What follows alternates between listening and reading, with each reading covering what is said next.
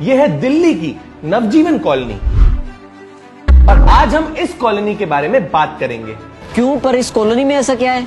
ये मैं नहीं बताऊंगा, ये बताएंगे ये लोग। मैं ये कोशिश करती हूँ कि मेरी कॉलोनी में फूड वेस्ट ना हो और जितना भी फूड वेस्ट हो वो सब का सब कंपोस्ट में कन्वर्ट हो। मैं इंश्योर करती हूँ कि हमारी कॉलोनी में कोई भी पुराने कपड़े फेंके नहीं, बल्कि इन प्री लव्ड क्लोथ्स को नीडी लोगों के पास पहुँचाया जा सके।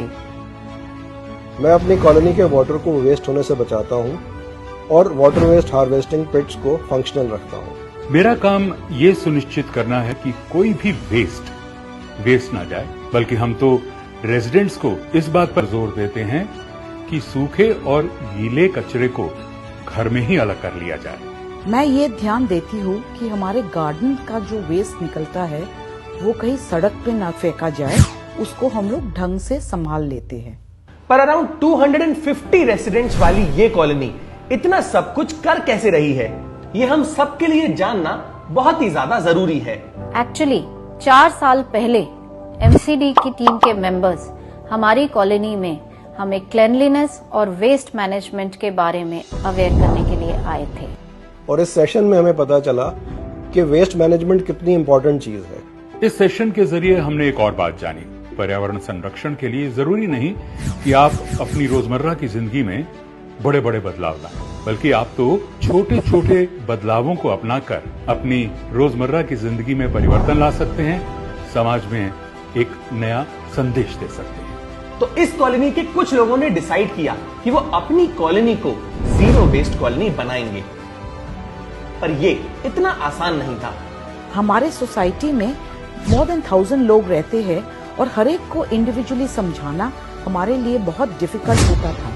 तो देखते हैं कि नवजीवन कॉलोनी एक जीरो वेस्ट कॉलोनी कैसे बनी और इस कॉलोनी का सारा वेस्ट आखिर जाता कहां है। हम सबसे ज्यादा तवज्जो सेग्रीगेशन पर देते हैं।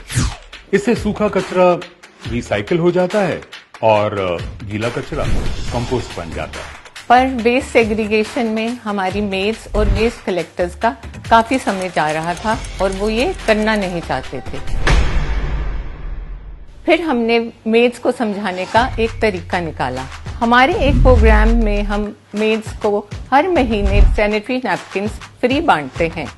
उसमें हमने मेड्स को वेस्ट सेग्रीगेशन की इम्पोर्टेंस के बारे में समझाया और बदलाव शुरू हुआ। और कॉलोनी के लोगों ने डिसाइड किया कि वो सैनिटरी पैड्स भी बायोडिग्रेडेबल ही देंगे, सो दैट इससे भी एक और वेस्ट क्रिएट ना हो। फिर हमारा नेक्स्ट स्टेप था फूड वेस्ट से कंपोस्ट बनाना। हमने अपनी कॉलोनी में एक कंपोस्ट पिट इंस्टॉल किया जिसमें सारी कॉलोनी के फूड वेस्ट जैसे सब्जी फल के छिलके, वेजिटेबल पील्स, बचा हुआ खाना, ये सारा का सारा कुछ जाने लगा और इससे हम कंपोस्ट बनाने लगे, जिसकी वजह से हम हर साल तकरीबन 10,000 किलो कंपोस्ट खुद ही बना लेते हैं और इस कंपोस्ट को हम अपने गार्डन्स और पार्क्स में यूज करते हैं। इसको यूज करने से ना ही हमारी सॉइल की क्वालिटी इंप्रूव होती है, बल्कि हम वेट वेस्ट को लैंडफिल में जाने से भी बचा पाते हैं। और इसी वजह से पिछले 3 सालों से इस कॉलोनी का वेट वेस्ट बाहर ही नहीं गया, एंड दैट ट्रूली अमेज मी। हमारा नेक्स्ट स्टेप था कि हमारे जो गार्डन से निकला हुआ वेस्ट है उसका भी हम कुछ करें। तो हमने एक श्रेडर खरीदा और जितने सूखे पत्ते निकलते हैं सब श्रेड करके हमने हर एक पार्क में लीफ कंपोस्टर्स में डाल दिया और देखते ही देखते 3 या 4 महीने के अंदर हमें बहुत अच्छा खाद मिल जाता है, जिसको हम अपने पार्क के पौधों में ही यूज करते हैं। क्योंकि अब ये कचरा घरों से ही सेग्रीगेट होकर आ रहा है, इससे ये भी जाहिर है कि अब ये डायरेक्टली रिसाइकलिंग के लिए तैयार है। पर अभी भी कई सारी चीजों पे काम करना बाकी था और हम ये भी चाहते थे कि जो कॉलोनी में रेन वाटर का पानी वेस्ट होता है उसको भी हम इकट्ठा करें और उसको सेव करें। तो उसके लिए हमने 5 लोकेशंस आइडेंटिफाई की जहाँ पे कॉलोनी में रेन वाटर जमा हुआ करता था। तो हमने 5 वाटर हार्वेस्टिंग पिट्स बनाई और पानी को चैनलाइज किया, जिससे कि ग्राउंड वाटर जो है वो रिचार्ज होने लग गया। अभी हम 3 वाटर हार्वेस्टिंग पिट्स और बना रहे हैं। साथ ही हमने अपने घरों के नलकों में एरेटर्स फिक्स कराए हैं सो दैट वाटर का फ्लो कम हो जाए और पानी को हम एफिशिएंटली यूज कर सकें। ये सब करने के बाद हमने अगला स्टेप ये लिया कि हम फैब्रिक वेस्ट पे भी ध्यान देंगे। इसलिए हर 2-3 हफ्ते में हम अपनी कॉलोनी में क्लॉथ डोनेशन ड्राइव करते हैं, जिसमें लोग अपने प्री लव्ड क्लोथ्स डोनेट करते हैं। इससे ये कपड़े वेस्ट नहीं होते और नीडी लोगों के काम आ जाते हैं। इतना ही नहीं, हमारे कॉलोनी में काफी लोग बायो एंजाइम अपने घरों में खुद बना लेते हैं। ये बनाना बहुत आसान है। सब्जी के छिलके या खट्टा किसी फलों के छिलके से बहुत आसानी से बनता है। ये एक natural chemical free cleansing liquid है जो अपने घरों में किचन टॉप्स या सिंक्स, बेसिन्स सफा करने के लिए यूज किया जाता है। इससे दो चीजें होती हैं।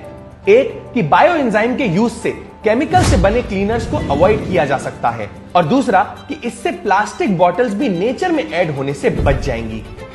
और ऐसे नवजीवन कॉलोनी सक्सेसफुली एक जीरो वेस्ट कॉलोनी बन गई। और साथ ही ये बहुत ही ज्यादा इंपॉर्टेंट है कि हम सब इस कॉलोनी से इंस्पिरेशन लें और अपनी सोसाइटी को भी जीरो वेस्ट बनाने की कोशिश करें, क्योंकि ऐसा करना पॉसिबल है। ये तो नवजीवन बिहार कॉलोनी ने प्रूव कर दिया है। इनफैक्ट हमारे इन इनिशिएटिव से आसपास की कई कॉलोनीज प्रेरित हुई और इनमें से 3 ने तो हमारे ही जीरो वेस्ट मॉडल को अपनाया और एनवायरनमेंट को बचाने के लिए एक स्टेप लिया है। अगर आपको नवजीवन बिहार की ये स्टोरी इंस्पायरिंग लगी तो कोशिश करिएगा कि ज्यादा से ज्यादा लोगों को उनकी ये स्टोरी पता लगे, सो दैट ज्यादा से ज्यादा कॉलोनीज जीरो वेस्ट में कन्वर्ट हो सके। That's it for this video. See you next Wednesday.